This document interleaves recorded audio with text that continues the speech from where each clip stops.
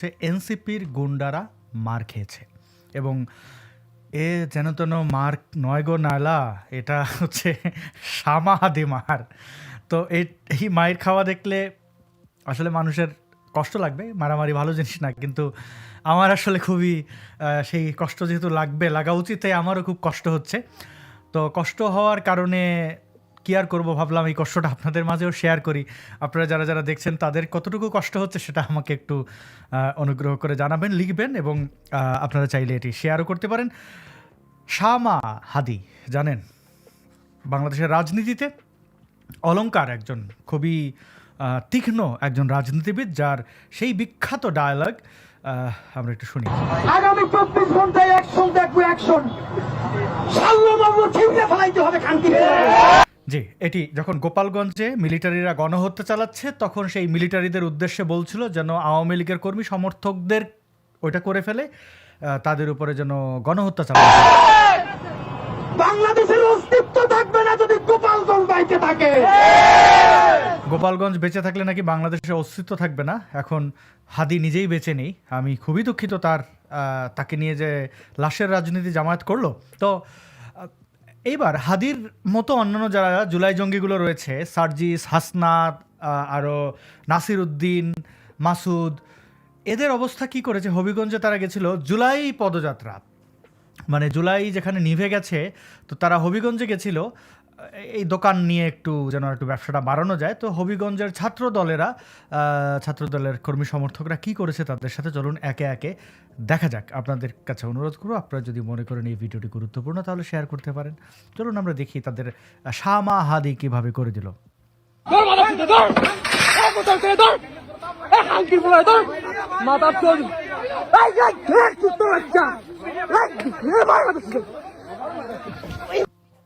এত শালীন শব্দ ব্যবহার করেছে যেগুলো দেখাতেও খারাপ লাগছে, যদিও তাদের নামের সাথে এই ধরনের শব্দ কোনোটাই মানায় না, কারণ তারা নিজেরাই নিজেদের তুলনা।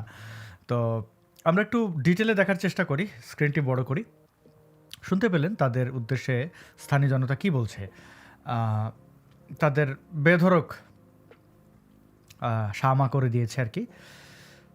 মারামারি জিনিসটা ভালো জিনিস না, আমরা না দেখি কি আর বলবো, মানে অস্থির অবস্থা। গাড়ি টাড়ি সব ভেঙে দিয়েছে।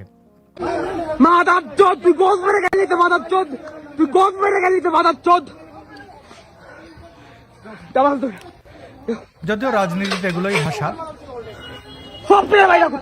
মবর্গীয় স ম এগুলো তো হাদিরাই উদ্বোধন করেছে। তো এবার দেখেন জুলাই জঙ্গি সার্জিস, সে কেঁদে কেঁদে কি বলছে। কারো হাত ভেঙে গেছে, কারো মাথা ফেটে গেছে, ক্যামেরা, ফোন সব ওই জিকে গৌসের ছাত্রদল যুবদলের সন্ত্রাসী বাহিনী সব নিয়ে গেছে। এবং আমাদের একজন ভাইয়ের চোখে রড দিয়ে যখন গুতা মারছে, তার চোখ বের হয়ে আসার মতো অবস্থা, আরেকজনের মুখে রড দিয়ে বাড়ি মারছে। এই ভাইদেরকে এবং উনি আমার জেলা সেক্রেটারি এনসিপি, উনি একজন ভাইকে বাঁচাইতে গিয়ে রড দিয়ে উনার এই কনুই ভেঙে শেষ করে দেওয়া হয়েছে। আপনারা একটু কাছে নিয়ে আসেন, আপনারা যদি দেখেন যে এখানে ওনার হাতটার কি অবস্থা হয়েছে, এই জায়গায় মানে এটা ধরার মতো কোনো অবস্থা নেই। এখানে মাথায় এই যে রড দিয়ে প্রত্যেকটা জায়গায় বাড়ি মারছে। আমরা যখন আমাদের এই আহত 7-8 জন ভাইকে নিয়ে সদর হাসপাতালের দিকে যাইতেছিলাম তাদের চিকিৎসার জন্য, তখন সদর হাসপাতালের সামনে ওই 24শে জুলাইয়ের সময় যেমন খুনি বাহিনী যেভাবে আক্রমণ করছিল হাসপাতালের গেটে, ঢাকা মেডিকেলের গেটে, ওইভাবে আমাদেরকে খুনি বাহিনী এইখানে ছাত্রদল যুবদলের সন্ত্রাসী ক্যাডাররা, জিকে গাউসের ক্যাডাররা, তারা আমাদেরকে আক্রমণ করে হাসপাতালে পর্যন্ত ঢুকতে দেয় নাই। এবং আমি যখন আমার ভাইদের নিয়ে যাচ্ছিলাম তারা আমার হাতে পর্যন্ত রড দিয়ে বাড়ি মারছে, ইট মারা শুরু করে, এরপরে রড থেকে শুরু করে যত ধরনের তাদের লাঠি সোটা এগুলো তারা মারা শুরু করে। এবং ওইখানে আমাদের ছাত্র শক্তি, যুব শক্তির এনসিপি অনেক ভাইকে তারা ওইখানে মানে ওই সবার সামনে ওখানে পিটা। এবং আমরা এখানে পুলিশ দেখলাম, আমাদের সামনে থাকা তো দূরের কথা, আমাদের সাথে থাকা তো দূরের কথা, এত বড় হামলার পরে তারা পিছনে দাঁড়ায় দাঁড়ায় নাটক দেখতেছে। এই ছিল অবস্থা। এই যদি হয় বাংলাদেশের অবস্থা, তাহলে তারেক রহমানকে জবাব দিতে হবে। এটা কি তারেক রহমানের সন্ত্রাসী বাহিনী, যেই বাহিনী মানুষের উপরে এইভাবে শুধুমাত্র দ্বিমত করার কারণে মানুষের উপরে হামলা করেছে নাকি জানতাম না তো। আচ্ছা ঠিক আছে, সমালোচনা করার কারণে এভাবে আক্রমণ করতেছে। সমালোচনার দ্বিমত, তাই না? ওকে,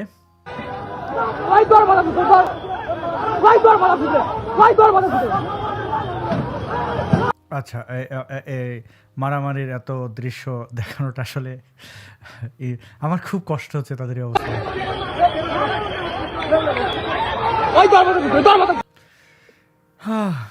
কি কি যেন দেখতে হবে ধীরে ধীরে। আচ্ছা, এইগুলো আপনারা দেখেছেন ধোলাই।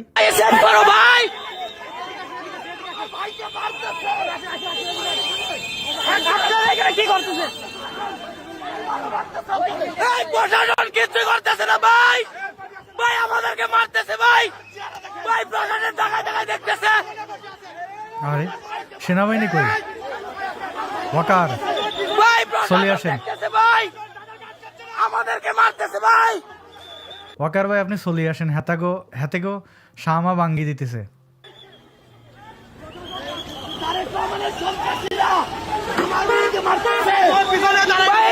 বিএনপির সন্ত্রাসীরা আমাদের উপর আক্রমণ করছে, প্রশাসন দাঁড়ায় দাঁড়ায় সব দেখতেছে, তারা কোনো অ্যাকশন নিতেছে না।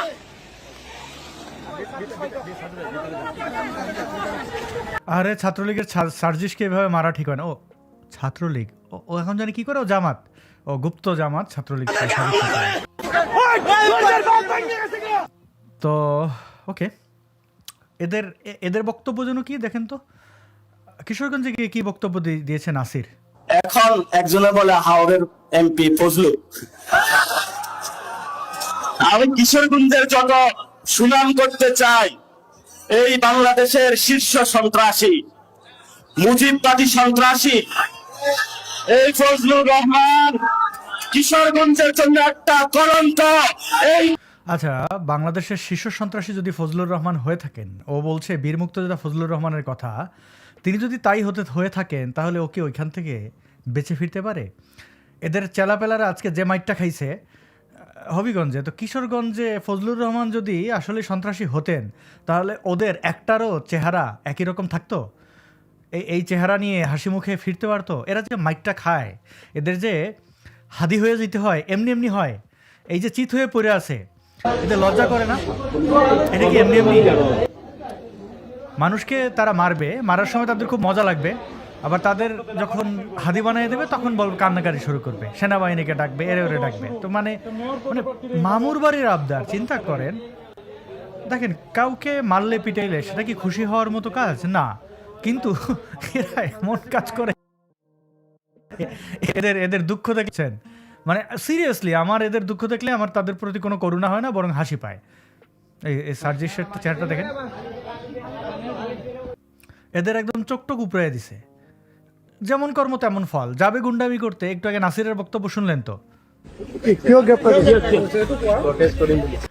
তো এরা দেশে বিদেশে ইম্পোর্ট হয় এবং মাইর খায়, মাইর খাওয়ার পরে কান্নাকাটি করে। দেখেন, অনেকগুলো প্রসঙ্গ আজকে দেখানোর চেষ্টা করবো। আপনারা দেখলেন সার্জিস, নাসির, এদের সবাইকে শামা হাদি বানিয়ে দিয়েছে। হাদির ঘৃণা বক্তব্য যেগুলো ছিল, তার মাস্তানি দেখেছেন, ইনকালাব মঞ্চ দোকান খুলে তারা কি মুক্তিযুদ্ধের স্মৃতিচিহ্ন ভাঙছিল, যা মনে চেয়েছে তাই করেছে। ধানমন্ডির 32 নম্বর ভাঙতে গেছে, আওয়ামী লীগের নেতাকর্মীদেরকে, মানে আওয়ামী লীগ হলেই পরে মারা তাদের কাছে বৈধ ছিল। তো তার অবস্থা এখন কি দেখেন। এইভাবে সন্ত্রাসীদের জায়গা হয় নর্দমায়, কারণ এরা মানুষকে নির্যাতন করে এবং তারা আশা করে তারা মানুষের উপর নির্যাতন করতে পারবে, কিন্তু সেই জিনিস মানুষ তাদের উপরে ফিরিয়ে দিলে তারা বলবে খেলবো না। তো এইভাবে তো হবে না, এইভাবে তো দিন যাবে না রে কালিয়া। হুমকি ধমকি তাদেরটা তাদের জায়গা থেকে। এবার আরেকটু সমসাময়িক কয়েকটি জিনিস দেখায়, এগুলোর সাথে এনসিপির গুন্ডারা জড়িত। তো এই ধরনের এনসিপির গুন্ডা ফুন্ডা, এরা হোক নারী হোক পুরুষ, এদের সবকটার চরিত্র একই। এদের নিয়ে নতুন করে কিছু বলার নেই, এবং আপনারা একটু প্রস্তুত থাকেন, এরা আরও মাইর খাবে। যদিও এখন বিএনপি জামাত ক্ষমতায়, মিলেমিশে ক্ষমতায় আছে, তারপরেও জামাতের গুপ্ত টিম, জামাতের সি টিম হচ্ছে এই এনসিপি এবং বি টিম হচ্ছে এবি পার্টি, ওই যে ব্যারিস্টার ফুয়াদ তার যে দল। তো এইভাবেই এরা মানুষের কাছ থেকে, মানে আওয়ামী লীগ আসলে মাইন্ড করবে। আমার মনে হয় যে আওয়ামী লীগ অনেক ধৈর্য ধরে অপেক্ষা করছে তাদের প্রাপ্য তারা বুঝে নেওয়ার জন্য। সুদে আসলে ইউনুসের সুদে এরা এদেরকে ফিরিয়ে দেবে, কিন্তু এখন কি আর করার, ছাত্রদল তাদের সেই সুযোগটা দিচ্ছে না, এটা আসলে ঠিক হচ্ছে না। তো যাই হোক, তাদের পরিণতি তাদের কাছেই। এবার চলুন আমরা আরেকটি ঘটনার সাথে সাক্ষী হই। হিন্দু ধর্মাবলম্বীদের আসলে কতটা থ্রেটে রাখা হয়েছে বাংলাদেশে, তার জলজ্জান্ত দৃষ্টান্ত এই ভিডিওটি। নরসিংদীতে স্কুলে গিয়ে এই এই জুলাই জঙ্গিরা, এই ধর্মীয় সন্ত্রাসীরা কি বার্তা দিচ্ছে হিন্দুদের ব্যাপারে, কি ঘৃণা ছড়াচ্ছে চলুন দেখি। অনুমতি নিয়েছি স্যার। হ্যাঁ, একটু ফ্যান করে বন্ধ করে দিয়ে। হ্যাঁ, হেড স্যারের স্কুলে গিয়ে হেডমাস্টারের অনুমতি নিয়ে তারা ধর্মীয় ঘৃণা ছড়াচ্ছে বাংলাদেশের নরসিংদীতে। এটা কি করে সম্ভব একটু খেয়াল করবেন। প্রিয় বন্ধুরা যারা দেখছেন কমেন্ট করে জানাবেন যে আপনারা ঠিকঠাক আমাকে শুনতে পাচ্ছেন কিনা, কে কোথা থেকে দেখছেন সেটিও জানাতে পারেন। একটু ফ্যানগুলো বন্ধ করে দিয়ে ফার্স্ট ফ্যান উঠাও। শোনো না, বর্তমানে কিছু হিন্দু একটা গ্রুপ হয়েছে, ছেলেরা, ইয়াং ছেলেরা, তাদের স্মার্ট কিছু পোলাপান আছে ছেলেরা, আমাদের মুসলমান মা বোনদের উপরে তাদের টার্গেট। তারা কি করে জানো, এই মুসলিম যে সুন্দর সুন্দর মেয়েগুলো আছে যেভাবে হোক তাদেরকে প্রেমের প্রবলেম দেখায়, তারা প্রেম করে। তারা প্রথমে বুঝায় সেই মুসলমান, সে ভালো সব দিকগুলা বুঝায়, সে মুসলমান বুঝায়। তারা কি করে জানো, প্রেম করে, প্রেম করে বিয়ে করে। বিয়ার পরে মেয়েরা জানতে পারে সে হিন্দু, বিয়ার পরে সে জানতে পারে ছেলেটা হিন্দু। তারপরে কি করে, মেয়েটারে ফালায়া রেখা চলে যায়। তাদের টার্গেট কি জানো, তাদের টার্গেট হচ্ছে একটা সংখ্যা, যে আমি এতটা পূর্ণ করলাম। তোমরা হয়তো বা কিছুটা বয়স হয়েছে, তোমরা বুঝতে পারছো আমার কথাগুলা। আচ্ছা, সংখ্যা বলতেও বুঝিয়েছে সংখ্যা, এরা অশিক্ষিত মূর্খ এবং বলছে যে পূর্ণ করলাম। আমি হিন্দু ধর্ম পড়েছি, বেদ গীতা, তো সেখানে কোথাও এই ধরনের ধর্ষণ বা যৌন কর্ম করে ধর্মীয় পুণ্য লাভ করা যায় এমন কোনো কিছু হিন্দু ধর্মে নেই। ইসলাম ছাড়া আর কোনো ধর্মে আছে বলে আমার জানা নেই, আমি যতগুলো ধর্ম পড়েছি। ইসলামেও পার্টিকুলারলি মানে হাদিস বাদ দিলে এরকম ঘটনার বিবরণ নেই। তো তারা যেমন অন্যকে মনে করছে তেমন তারা এইভাবে টার্গেট গুলা পূর্ণ করতেছে আর আমাদের মেয়েদেরকে ধোঁকা দিতেছে। তাদের এই প্রবলেম থেকে আমি চাই, প্রবলন মানে কি, আমার এই মেসেজটা তোমরা একটু মনে রাখবা। তাদের এই প্রবলেম থেকে তোমরা একটু দূরত থাকবা, যাতে তারা তোমাদের উপরে কোনো ভাবে। আর যদিও এগুলা করবা না, প্রেম এগুলা করা ঠিক না। যেখানে বাপ মা বিয়ে দিব পছন্দ করে, সবসময় তোমরা সেইখানে যাও, কোনোদিন প্রেম করবা না, হোক সে মুসলমান হোক বা হিন্দু। আর এই ভুলগুলা তোমরা করবা না। আমার কথাগুলো বুঝতেছ যে ভুলগুলা অনেক কোনো হইতেছে। আমার কাছে মেসেজ আইতেছে, ভাই আমার সাথে এরকম হয়েছে। অনেক মেয়েরে মেসেজ দিতেছে, ভাই হিন্দু ছেলেটা এভাবে আমারে বিয়ে করলো, তারপরে আমার সাথে এরকম করলো, আমার একটা বিচার করেন। আমরা কি বিচার করবো? হন, দোষটা তো আমার মেয়েরও আছে, কারণ সে বুঝছে না কেন। এখন আমি চাই তোমরা একটু মাথার ভিতরে এগুলা নিবা। মুসলিম মেয়েরা কোনোদিন হিন্দুদের প্রেমে পড়তে পারে না। মৃত্যুর পরে কিন্তু এ জবাব দিতে পারবো না, কারণ কোন মুসলিম মেয়ে কোন হিন্দু ছেলের প্রেমে পড়তে পারবো না। ইসলাম তো তোমরা যারা পড়তেছো তারা ভালো করে জানো। মানে মুসলিম মেয়ে হিন্দু কারোর প্রেমে পড়তে পারবে না, কিন্তু হিন্দু মেয়েকে বিয়ে করে মুসলিম বানানো যাবে, মানে আনিস দিস না। আর একটি বিদ্যালয়ে ঢুকে এইভাবে ভিডিও ধারণ করা, টিচারকে দাঁড় করিয়ে রেখে একটা অশিক্ষিত মূর্খ ছেলে যে 2 লাইন বাংলা বলতে পারে না, সে জ্ঞান দিচ্ছে, প্রেম করা শেখাচ্ছে। এটা কোনোদিনই কোন হিন্দুর প্রেমে পড়বা না। আমার কথা বুঝতেছো নি? তো আমরা চাই তোমরা সতর্ক হয়ে যাও, যাতে কোনো হিন্দু ছেলেরা কোন গ্রুপ তোমাদের উপরে, বুঝছো নাকি, তোমাদের উপরে কোন প্রেমের প্রভাব না ফেলতে পারে আর কোন ফান্দে না ফালাইতে পারে। তা আমি কিছু লিফলেট রয়েছি, হ্যাঁ তোমরা পড়বা, তোমাদের পার্শ্ববর্তী যারা আছে ভাই বোন তাদেরকেও একটু দিবা কষ্ট করে, যাতে এগুলো পড়বা একটু মন দিয়া। এটার মধ্যে অনেক ঘটনা লেখা আছে, ঠিক আছে? তুমি পিছনে দিয়ে দিও, হ্যাঁ বেশি হইলে পিছনে দিয়ে দিও, সবারে দিয়া। দেখুন, এটি বাংলাদেশ একটি বিদ্যালয় এবং শিক্ষক অসহায়ের মতো তাকিয়ে থেকে দেখছে এই মব সন্ত্রাসীদের কারণে। ওর চেহারা সুরত দেখে আমি জানি না নেশাখোর টোর কিনা, সেটাও একটা অপরাধীর অজুহাত নয়। কেউ নেশা করলে সেটা নিরাময়ের জন্য রাষ্ট্র এটার দায়িত্ব নেবে, কিন্তু এই ধরনের ছেলেপেলেরা না আছে শিক্ষা, না আছে বিদ্যা, না আছে কোনো ধর্মীয় জ্ঞান, সে এসে ইসলামের শ্রেষ্ঠত্ব দেখাচ্ছে, সেগুলো ভিডিও ধারণ করছে এবং ভিডিও ধারণ করে সোশ্যাল মিডিয়া আপলোড করছে এবং দেখার কেউ নেই, বলার কেউ নেই। শুনেছি তাকে পুলিশ জিজ্ঞাসাবাদ করছে। এই ধৃষ্টতা সে কীভাবে দেখায়, এবং এই ঘটনার মাধ্যমে বাংলাদেশের হিন্দুদের আসলে কোন পরিণতি, কোন পরিস্থিতির মধ্যে তারা রয়েছেন সেটি কিন্তু বোঝা যাচ্ছে। কারণ এইভাবে থ্রেট করা, মানে এটা যেমন নিত্য নৈমিত্তিক ঘটনা তাদের কাছে। পিছনে দিয়ে দিব। যে কথাগুলো বলবেন নিরপেক্ষভাবে। নিরপেক্ষভাবে। আপনি এক পক্ষ নিয়ে কোনো জায়গায় আমি কিন্তু হিন্দু মুসলিম দুজনকে বলছি। সেটাই বলছি, যেটা বলবেন যেখানে বলবেন যেহেতু সেটা নিরপেক্ষভাবে। ইনশাল্লাহ ইনশাল্লাহ। আমি চাই আপনি আমাদের চেয়ে ভালো বুঝাবেন। আপনি একটু স্যার একটু এই বিষয়টা নিয়ে একটু কথা বলে দিবেন, সে যে ধর্মেরই হোক তারা যেন সতর্ক হয়ে যায়। আমার মুসলমান ছেলেও যদি এগুলা করে হিন্দু মেয়ের সাথে, হিন্দু যদি কেউ থাকা, তোমরা সতর্ক থাকবা, কোনো মুসলিম ছেলের প্রেমে পড়বা না, কারণ এগুলা হিন্দুরা চায় না যে কোনো মুসলিম ছেলে প্রেমে করুক। এটাই বলবেন যে আপনার কথাগুলো যাতে কোনো সাম্প্রদায়িকতা না পারে, কমে যাতে। ঠিক আছে। আর আপনাদের যারা হিন্দু আছে তাদের সবার উদ্দেশ্যে বলতে না, কিছু কিছু লোক আছে তাদের জন্য পুরো জাতির বদনাম হয়। সবাই কোনো এগুলা করে না হিন্দুদের মাধ্যমে, তারা একটা গ্রুপ আছে, তারা এইগুলা করতেছে বর্তমানে। ঠিক আছে। আর তোমরা সবাই ভালো থেকো। হ্যাঁ, আসসালামু আলাইকুম। তো এই মাস্তানি দেখলেন, শিক্ষক শেষের দিকে কিছুটা বলার চেষ্টা করেছেন যে সাম্প্রদায়িকতা যেন না ছড়ায়। তো যাই হোক, আমাদের এগুলো দেখতে হয় বাংলাদেশে। এইবার হচ্ছে এই যে ব্যক্তিটা, এই লোকটাকে নিশ্চয়ই চেনেন, রাজীব শাহ তার নাম, সে দাবি করেছে তার নাম রাজীব শাহ। তো রাজীব শাহ সোহরাওয়ার্দী উদ্যানে খুবই বিখ্যাত একজন পুরনো গাঁজা ব্যবসায়ী হিসেবে, গাঁজা বিক্রি করে খায়। তো এই রাজীব শাহের সাথে আসলে কি ঘটছে? রাজীব শাহ একটি মসজিদ খোলার চেষ্টা করেছেন যেন তিনি নিরবিচ্ছিন্নভাবে গাঁজা বিক্রি করতে পারেন সেখানে। জানেন, যত মানে বদমাস ধর্ম ব্যবসায়ী সবগুলোই কিন্তু ধর্মীয় প্রতিষ্ঠানকেও মাদ্রাসা খোলে, বলৎকার বাহিনী মাদ্রাসা খুলে বলৎকার করে এবং টাকা পয়সা তোলে। আহমদুল্লাহ থেকে শুরু করে আজহারি, এরা এই বিভিন্ন চ্যারিটি অর্গানাইজেশন, মাদ্রাসা, মক্তবের নামে ধান্দাবাজি করে। তো এদের মধ্যে সবচেয়ে লাইট ধান্দাবাজ এই রাজীব শাহ। কাঁদছে কারণ তার দোকান বন্ধ করে দিয়েছে এবং সেখানে একজন প্রত্যক্ষদর্শী যিনি ছিলেন, এই ধর্ম ব্যবসায়ী আরেক ধর্ম ব্যবসায়ী ছিল সুরাজ সাক্ষী, যেরকম মাতাল সেরকম এই মানুষটি আসলে কে, যে কিনা প্রতিবাদ করেছিল, এই ছেলে তুমি হিন্দু? এর জবাবে তিনি বলেছিলেন সবার আগে আমি মানুষ। আমরা এই ভিডিওগুলো দেখি, চলুন।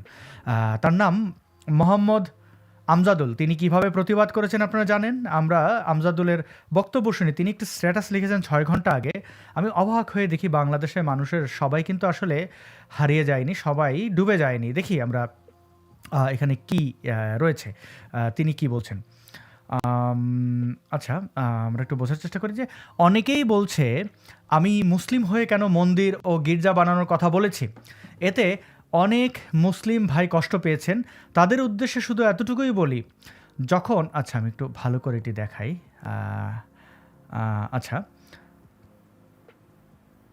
তাদের উদ্দেশ্যে শুধু এতটুকুই বলি, যখন রাষ্ট্রের কোষাগারে সবার কর, রেমিটেন্স ও অন্যান্য অবদান জমা হয়, তখন সেই অর্থ দিয়ে মসজিদ, মন্দির, গির্জা নির্মাণ হলে কেউ তো জিজ্ঞেস করে না যে এখানে কার টাকা আছে।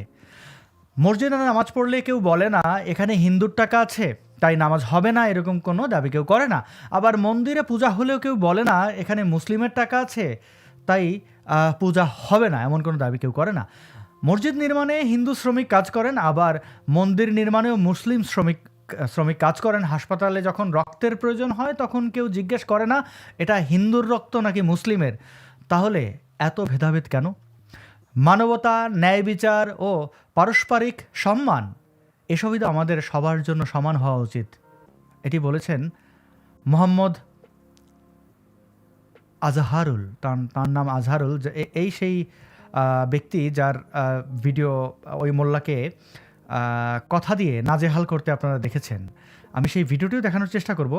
এর আগে একটু এই ধর্ম ব্যবসায়ীর অবস্থানটা দেখি। এই যে রাজীব শাহ, সে বিহারিদের কাছে বড় হয়েছে, সেটা কোনো সমস্যা না, বিহারিদের কাছে বড় হতেই পারে। কুখ্যাত সে মাদক ব্যবসায়ী, কতবার সে জেলেও গেছিল। দেখুন, সে এক ইমাম ভাড়া করে নিয়েছে, তাদের অবস্থা কি দেখি। জায়গায় তো না থাক, সারা রাত ধরে এই জায়গায় হলো গাঁজা খায় আর হলো সিদ্ধি। এই সেই রাজীব শাহ, সরি শাহ না, শাহ তো হিন্দুদের টাইটেল। রাজীব শাহ দেখুন, সে খুব যত্ন করে গাঞ্জা বানাচ্ছে। তো এই রাজীব শাহ এখন মসজিদ খুলেছে, তাই সকল ইসলামিক আলহামদুলিল্লাহ সেই ইসলামবাজরা তারা গেছে রাজীব শাহকে উদ্ধার করতে, যেহেতু মানে এইভাবেই ধর্ম ব্যবসা হয়, এভাবেই বারবার লাল সাল্লুরা ফিরে আসে। সিদ্ধি নিয়ে পোলাবাইন বসে থাকে। তুমি হিন্দু না মুসলমান? আমি আগে মানুষ, তারপরে আগে সবার অধিকার, তারপরে আমার ধর্ম আনবেন। ধর্ম আগে আনবেন না। ধর্ম ব্যবসায়ী আমি করতে পারিনি তো। তুমি কি বলছো আগে? আমি কি বলছি? তুমি বললা কেন?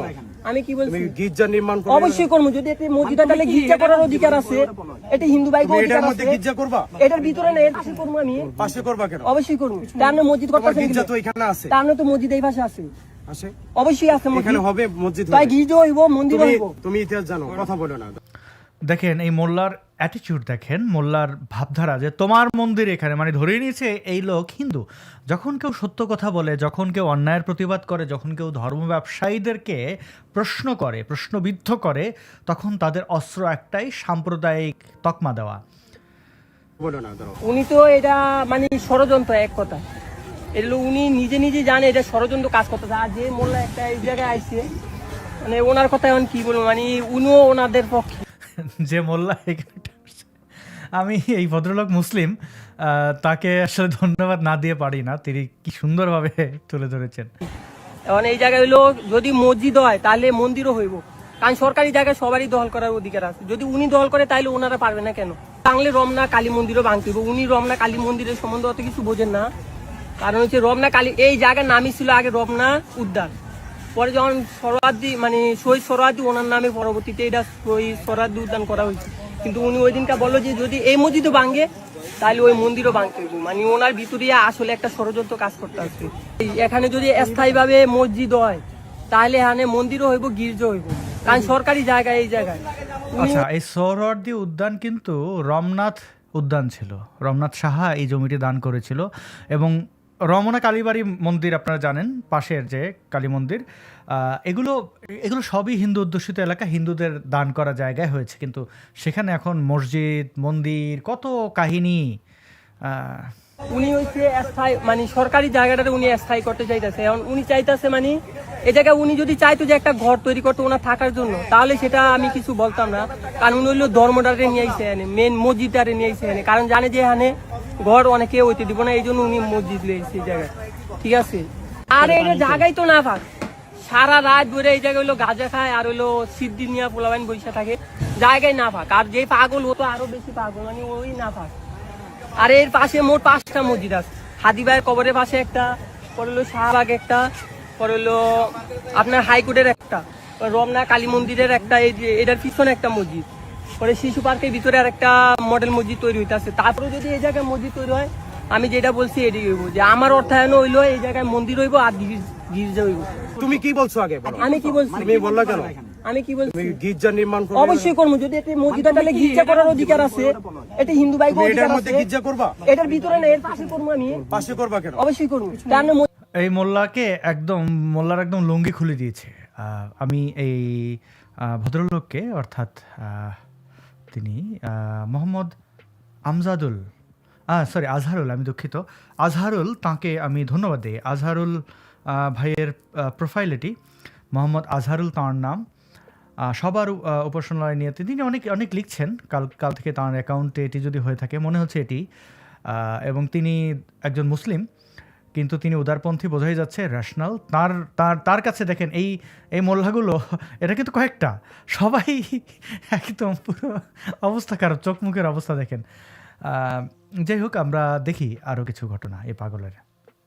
বলে আমি গ্যারান্টি দিয়ে বলবো ইনশাল্লাহ ভগবান মন্দিরও ছড়াতে হবে।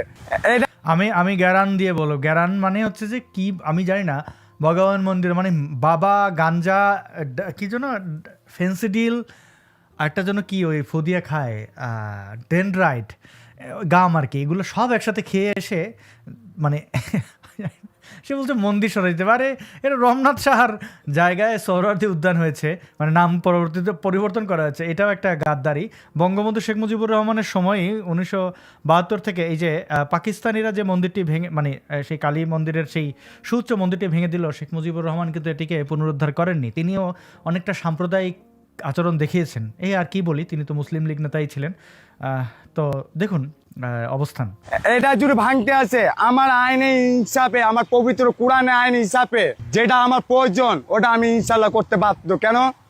আপনার পবিত্র সোহরাওয়ার্দী মন্দিরে, কালিমা মন্দির জুড়ে এত বড় জায়গা লাগতে পারে, আমি একটা টুকায় আমার আল্লাহর জন্য পবিত্র স্থানে ছোট জায়গা নিয়ে এইটা জুড়ে ওদের মাথা ব্যথা হয়, আমি বলবো তাতে মাথার দোষ আছে। জুড়ে উজু হাত দেখায়, এখানে মসজিদ আরো আছে, আমি উজু হাত দেখাই তো রাস্তা ওই পারেও মন্দির আছে। জুড়ে উজু হাত দেখায়, আমরা বহুত উজুয়াত দেখে মন্দির ওই সাইডে রমনা ওই সাইডে মন্দির আছে। হ্যাঁ ভাই বহুত উজুয়াত আছে, মাগার ঢাকা শহরদ্বীপ পার্কে চতুর্থ সাইডে ঘুরে দেখেন একটা নামাজের ব্যবস্থা স্থান নাই।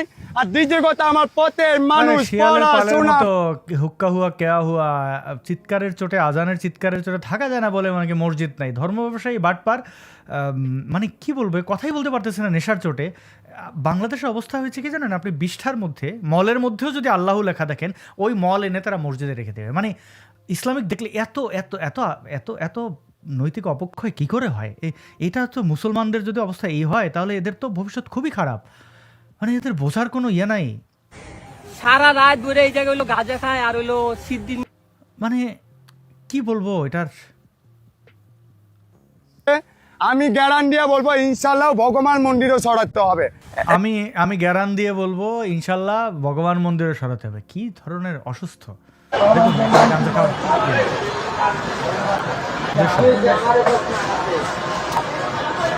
আপনি জেল খেটেছেন এর আগে? জি আলহামদুলিল্লাহ। জেল খাটছে বলছে, জি আলহামদুলিল্লাহ।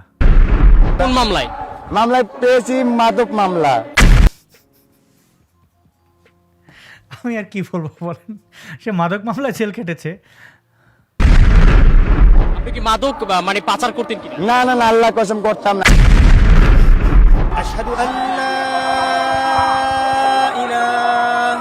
এই মোল্লাটাকে ভাড়া করে নিয়ে এসেছে দেখুন, এটাকে আবার পানি বেচে। মানে কয়েকদিন ধরে সামাজিক যোগাযোগ আর কন্টেন্ট ক্রিয়েটর যেগুলো আছে, মোবাইল সাংবাদিক, ওদের একটা ধান্দা, মানে দারুণ ধান্দা। ঘরের মধ্যে শক্তি পরে দেখায়, এটা ভেঙে দিয়েছে যদিও। অর্ডার দিছে তাদের হাত পা দুল পঙ্গু হয়ে যায়। এটাই মাহবুদের কাছে চাই, আর কিছু চাই না। দেখুন যাক আল্লাহ এই ধর্মান্ধদের অবস্থা দেখুন। ঠকিয়া ঠুক, আর যেগুলো মেয়ে না অর্ডার দিছে তাদের হাত পা দুল পঙ্গু হয়ে যায়। এটাই মাহবুদের কাছে চাই, আর কিছু চাই না। দেখাইলো আল্লাহর ঘরের মধ্যে শক্তি। দেখেন আল্লাহর ঘর হয়ে গেছে। এখন একটা গান জুটেছে, গান জুটি হওয়া অপরাধ আমি বলবো না। কানাডায় আমি যে দেশে থাকি এখানে গাঁজা লিগেল। আমি খাই না, বিড়ি খাইতাম, বিড়ি ছেড়ে দিছি আমি। কিন্তু কেউ যদি মদ খায়, গাঁজা খায়, আমি তো তারে খারাপ ভালো বলতে পারবো না। কথা হচ্ছে খাওয়ার পরে যদি কেউ পাগলামি করে সেটা কিন্তু গাঁজার দোষ না। যদিও বাংলাদেশে মুসলিমরা এরা মদ গাঁজা এগুলোকে নিষিদ্ধ মনে করে, তারা মানুষের প্রেম ভালোবাসাকে নিষিদ্ধ মনে করে, কিন্তু বলাৎকার করাকে খুব আরাম পায় তারা। আমি জানি না কেন এই দ্বিচারিতা। তো এখন এই গোষ্ঠী এসে যখন আপনাকে শেখাবে কোনটা মোরাল কোনটা না, এরা নারীদেরকে বস্তাবন্দি করে রাখতে চায়, নারীদেরকে মানুষই মনে করে না। এবং তারাই কিন্তু এসে অন্যের বউ, অন্যের মা এরে ওরে নিয়ে তারা এই হোটেলে ওই জায়গায় ধরা পড়ে। আপনারা দেখেছেন, এগুলার নতুন করে কী বা বলবো, এটা দুঃখজনক। তবে এখন বলেন, এই যে ধর্মান্ধদের এই যে আস্ফলন এবং এদেরকে যারা এন্টারটেইন করে, তাদেরকে আপনি কি বলবেন? তাদের সাথে আসলে আপনি মিল পান কিনা এই ভণ্ডদের? দেখেন তো, অর্ডার দিছে তাদের হাত পা দুল পঙ্গু হয়ে যায়। এটাই মাহবুদের কাছে চাই, আর কিছু চাই না। যাক আল্লাহ গো আরো সুস্থ থকিয়া ঠুক, আর যেগুলো মেয়ে না অর্ডার দিছে তাদের হাত পা দুল পঙ্গু হয়ে যায়। এটাই মাহবুদের কাছে চাই, আর কিছু চাই না। দেখাইলো আল্লাহর ঘরের মধ্যে। দেখলেন তো ধর্ম ব্যবসায়ীরা কেন সুযোগ পায়? এই ধর্ম ব্যবসায়ীদের কারণে। মানে এরা ধর্ম ব্যবসা খুব আরামে করতে পারে। দেখুন টাকা গুনছে, 4 5 6 7 8 9 10 11 12 13 14 15 16 17 18 19 20। এই যে 20,000 টাকা কালকে দিয়েছে আপনাকে মিডিয়ার সামনে। আমি নিতে চাই না, এখন বলেন আপনার একটা উদ্যোগ নেন। এবং এরা এই ধান্দাবাজি করতে পারবে। কেউ যদি ফুটবল খেলছে, শুধুমাত্র ফুটবল খেলছে এই কারণে। দেখুন এই মোল্লার গালাগালি শুনুন। তোর কই না, চলে যা, চলে যা, চলে যা। না না, হাল যাবেন না। কে তোর কই খেলে দরকার নেই। এক মিনিট নয়, 1 মিনিট নয়। দেখুন এদের তর্ক, এখানে গালাগালি করবে। মাদ্রাসার একজন শিক্ষক, কয়েকজন শিক্ষককে নিয়ে এসে বুড়ো মানুষ তাকে যদি শামা হাদি করে দিত তাহলে কিছু করার ছিল না। যুবকরা অন্তত বেয়াদবি করে, মানে এই ধরনের মুরব্বী, এদের কি আর বলবো। তো অনেকেই নাসিরউদ্দিন পাটোয়ারি সার্জিসের মার খাওয়ান প্রশ্ন করছিলেন, লাইভের শুরুতে সেটা ছিল। আরেকবার আমি দেখাবো, এই আনন্দ থেকে আপনাদের বঞ্চিত আমি করব না। আমার খুবই কষ্ট হচ্ছে তারা যে এরকম সামা হাদি হয়ে গেল, এদের যে সামা হাদি করে দিল হবিগঞ্জবাসীকে আসলে নিন্দা জানাই। আপনারা এই কাজটি করে ভালো করেন নাই, একদমই এগুলো খুবই অন্যায়, এগুলো করা একদমই ঠিক না। আপনারা সামনে এগুলো করবেন না যেন আমরা এত কষ্ট হয়, এত আমাদের দুঃখ হয়, এগুলো একদমই করবেন না। না খেলবো না, খেলবো না, খেলবো না, খেলতে তোরা কেমন দেখি খেলতে দেখুন কিছু দেবো সুধীর ভাই কথা সুধীর ভাই কি কথা বল শেষ করে দুই গেছে এই বলে গায়ে হাত তুললো, আমি আর দেখালাম না। এটা হচ্ছে অমানুষ মোল্লা, এরা বলৎকার করবে, এরা মানুষকে ধর্ষণ করবে, ওর বউরে নিয়ে অমুক অমুক জায়গায় যাবে, ধরা পড়বে, তারপরে বলবে গোপন এটা এটা এটা এআই দিয়ে বানানো। তারপর ধরা পড়ার পরে ওইটাকে থেকে বাঁচার জন্য একটা মিথ্যাকে দিয়ে আরেকটা মিথ্যা অনন্ত বলতে যায় গুলাই ফেললো না, ওইরকম আর কি। এরা তারপরে বিয়ে দিয়ে যখন থামাতে পারবে না, তারপরে এই মোল্লার এসে বলবে মানুষের গোপনীয়তা নষ্ট করা বড় ধরনের কবিরা গুনাহ। এটা তো মানুষের গোপনীয়তা, তোরা মোল্লা মানুষ, এটা তো মানুষের বেলায় প্রযোজ্য। মানুষের ক্ষেত্রে প্রাইভেসি, ব্যক্তিগত পর্যায়ে কনসেন্ট প্রযোজ্য। অমানুষ মোল্লা হিপোক্রিটদের ব্যাপারে তো সেটা প্রযোজ্য না। শুনুন তারা সমাজে আমরা যতটা মডার্ন হচ্ছি, আমাদের সায়েন্স অ্যান্ড টেকনোলজি যতটা উন্নয়ন সাধন করছে, অন্য দিক থেকে আমাদের যে প্রাইভেসি, পার্সোনাল যে কিছু ম্যাটার আছে সেগুলি জনসমক্ষে চলে আসছে। শরীয়তের দৃষ্টিতে এই যে অন্যের দোষ ত্রুটি খোঁজা, স্বপ্রণোদিত হয়ে এবং সেগুলোকে ফলাও করে চর্চা করা এবং মানুষের মাঝে ছড়িয়ে দেওয়া, এটাকে আপনি ইসলামের আয়নায় কোন দৃষ্টিতে দেখছেন, এই বিষয়টা যদি একটু তুলে ধরতেন আপনার ধারাবাহিক আলোচনার অংশ হিসেবে প্লিজ।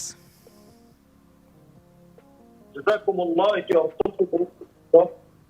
আমি মনে করছি বাংলাদেশে এখন শুধু একটা না, এরকম অহরহ ঘটনা ঘটছে যেখানে মানুষের প্রাইভেসি নষ্ট হচ্ছে, সক্রিয়তা নষ্ট হচ্ছে, সম্মানিত মানুষকে তার সম্মানকে হারিয়ে ফেলছে।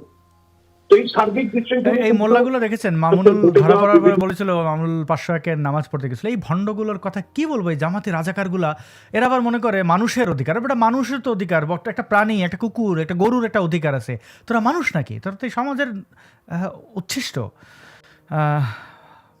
কীট। তো যাই হোক, এরা স্বার্থের বিরুদ্ধে গেলে এই যে বলাৎকার করে, দেখেন জামাত ইসলাম কী জিনিস দেখেন। আমি কয়েকটা জিনিস দেখাবো এখানে, আরও কিছু। আমাদের একজন স্কুল শিক্ষিকা, তিনি কেন নাচলেন গাইলেন, এটা নিয়ে তাদের আপত্তি। বলাৎকার করা এদের আরাম, দেখুন। এই যে কাজগুলো করছে আর একজন লোক করছে না আমার জীবনে কখনো এখন এখন এই কাজটা করলেন কেন? মানে তার জীবনে আর কখনোই বলাৎকার করেন, এই প্রথম করছে। আমরা জামাত ইসলাম করেন না? আপনাকে ইসলামে, আমরা জামাত ইসলামের কোনো বইটা আছে যে এগুলো করার, তা কেন করলেন এগুলা কেন করলেন? হ্যাঁ, এই বাচ্চার কোনো দোষ? হ্যাঁ, জামাত ইসলাম এখন বল, বাচ্চার পর্দা ছিল না, গায়ের মারহাম, হ্যাঁ, এগুলো নিয়ে আসছে বল। বাচ্চার জিন্স প্যান্ট পরছিল, বাচ্চার শরীরের অঙ্গ দেখা গেছিল। জামাত ইসলাম, এইটা হচ্ছে জামাত ইসলাম। এই জামাত ইসলাম মুনাফিক, জামাত ইসলাম ধর্ষক, জামাত ইসলাম অমানুষ। এদের ক্ষেত্রে মানুষের জন্য কোনো সংজ্ঞা ব্যবহৃত হবে না। এই কাজগুলো করছে আর একজন লোক করছে না আমার জীবনে কখনো। এখন একজন শিক্ষক তার ছাত্রকে বলাৎকার করে এবং এটা আবার কোরআন হাতে নিয়ে মসজিদে মক্তবে। কাজটা করলেন কেন? তাদের ধর্ম। আচ্ছা দেখেন, আমি ধর্মহীন একজন মানুষ, আমাকে যদি বলে আমার গার্লফ্রেন্ডের সাথে, বা আমি সামনে হয়তো বিয়ে শাদী করবো, তো আমার ওয়াইফের সাথেও যদি বলে কোনো ধর্মীয় পুস্তকের উপরে সামনে রেখে বা উপরে ফেলে আমি যৌনকর্ম করবো না, আমি করবো না, কোনো বইয়ের উপরে আমি করবো না। এখন বলবেন যে বইয়ের সাথে বেয়াদবি, না, আমি কেন, কি দরকার? এরা তো মানে বুকের কোরআন হাতে রেখে, আর এরা একটা হাফেজ না, এদের বুকে না কোরআন বলে, বুকে পাড়া দিলে, হাসিনার আমলে এদের বুকে পাড়া দিলে বললো আল্লাহর কোরআন এদের বুকে কার থাকে, মস্তিষ্কে, সেখানে কোরআনের উপর পাড়া দিচ্ছে। শেখ হাসিনা ক্ষমতায় থাকলে এই যে সাতক্ষীরা 4-এর গাজী নজরুল ইসলাম বলতো যে এগুলো নাটক, এগুলো শেখ হাসিনার চক্রান্ত। মামুনুল যখন ধরা পড়েছিল মনে নেই? তো আসলে শেখ হাসিনার সরকারের পতন না হইলে এই ধরনের আরও অনেক কিছু আমরা পাইতাম না। কত নির্লজ্জভাবে বলছে যে সে করেছে এই কাজ। আমরা জামাত ইসলাম করেন না? আপনাকে ইসলামে, আমরা জামাত ইসলামের কোনো কোনো বইটা আছে যে এগুলা করার, তা কেন করলেন এগুলা কেন করলেন? হ্যাঁ, এই বাচ্চার কোনো দোষ? হ্যাঁ, জামাতে ইসলাম করে যদি আপনারা যদি এগুলা করে, এটা হচ্ছে ভালো।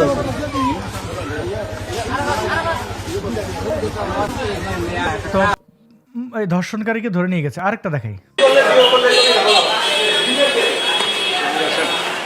দেখেন এই মোল্লা মুন্সিগুলো প্রত্যেক দিন আপনি শত শত ঘটনা পাবেন। দেখেন দাড়ি চুল সব পাইকা সাদা হয়ে গেছে, তো সে ধর্ষণ ছাড়ে না, মানে কোনো কালেই ধর্ষণ করা যায় না। বলতেছে এই যে নুরানি চেহারা, এখন একটা মাথায় টুপি এই পাঞ্জাবিটা যদি ছিঁড়ে না দিত, বলতেন স্বয়ং আল্লাহর বান্দা, একদম ফেরেশতা। একটু আগে যেমন দেখলাম গাঞ্জুরটি বাবা খায়, ড্যান্ডি খায়, ধর্ষণ করে, ওই রাজীব শাহ সে বিভিন্ন মানুষকে ধর্ষণও করেছে, এমনও রেকর্ড আছে। তো তার বেলায় হয়ে গেছে আল্লাহর বান্দা। দেখেন দেখেন নুরানি চেহারাটা দেখেন। এগুলো রিসেন্ট ঘটনা, কতগুলো আমি দেখাবো। মানে এই দেখেন জামাতের এক নেতা, দেখুন এখানে আমি দেখাই, মানে দেখাতেও লজ্জা লাগে। হ্যাঁ, কি শেওড়াপাড়া জামাত নেতা মাওলানা আসাদউদ্দিন মঈন এবং তার ছোট ভাইয়ের ফোকাস কোচিং সেন্টারে সহকারী ব্যবস্থাপক আলাউদ্দিন হোসেনের স্ত্রী ইউনিভার্সিটি পাস। আচ্ছা, আমি একটু দেখি, ক্যাপশনটা খুব ছোট, দেখার চেষ্টা করছি। ওকে, আমরা দেখি আল্লাহর বান্দা করেছে কি। ও, কোচিং সেন্টারে, জামাতের কোচিং সেন্টারে এই অবস্থা। দেখুন লুঙ্গিটা পড়ছে। মানে এখন আপনি বলবেন তার প্রাইভেসি নষ্ট হয়েছে। কোচিং সেন্টার, শিক্ষা প্রতিষ্ঠানে ধর্ষণ বা আচ্ছা যদি মিউচুয়াল আন্ডারস্ট্যান্ডিংয়ের মাধ্যমে হয়, এটা কি কোচিং সেন্টারে করার জায়গা? স্কুলে এটা কি জায়গা? মানে আপনি এটা অ্যালাউ করবেন? তাহলে শিক্ষার্থীরা পড়াশোনা বাদ দিয়ে ওইটাই করুক। অমুকের বউ, অমুকের মা, অমুকের মেয়ে, এদের কাছে কেউ নিরাপদ নয়। এরা 1971 আমাদের মা বন্ধুকে ধরে পাকিস্তানিদের কাছে দিয়ে এসেছিল এবং এদের আবিষ্কার দেখবেন এই ধরনের জিনিসপত্র। ওটা মূল সেটার হেফাজত ছিল মূল মসলা আর কি।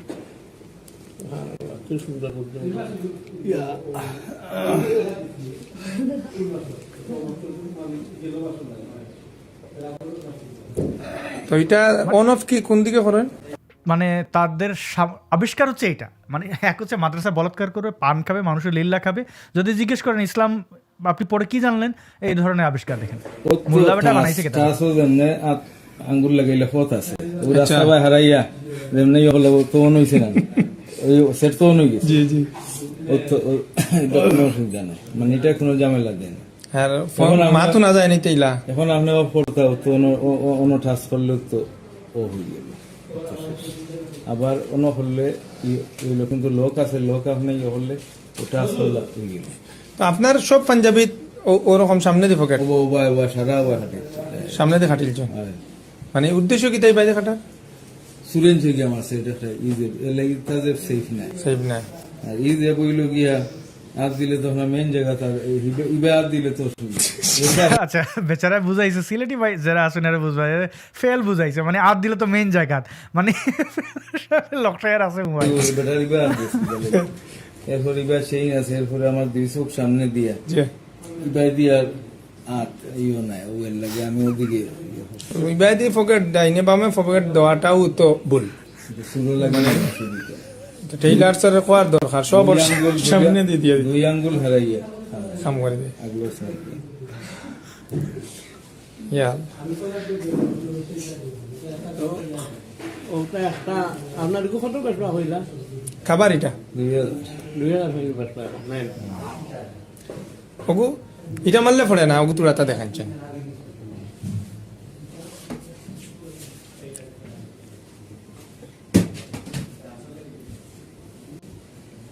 লুবালুবি খেলা যাইব এই একবারে কোনো না তো সুবিধা নাই, এখানেই অনেক পড়িয়া ভাঙি দিব